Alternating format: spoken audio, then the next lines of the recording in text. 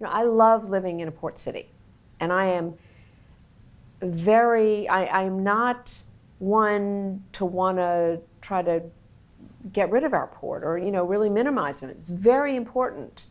I do think, however, that the cruise ships are too big. They're out of scale with the size of our city and the historic district. They push too many people at the same time out onto already crowded streets, and it has a negative impact on the environment, no matter where the terminal is.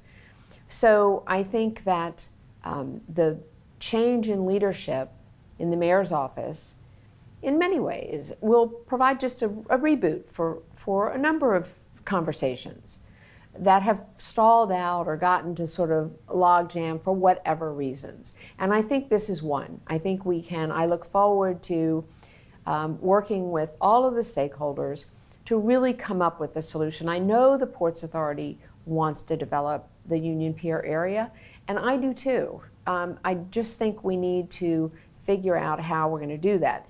The easiest piece of the problem is the environmental impact. We need to, wherever it is, we need to install shoreside power, and not just install it, but mandate it, because nobody's going to use it if we just install it. So we have to do that. So that takes care of that. And yes, we do have low sulfur fuel. Yes, we do have scrubbers. That makes it a little bit better, but best will be all of that plus shoreside. So we need to take care of that.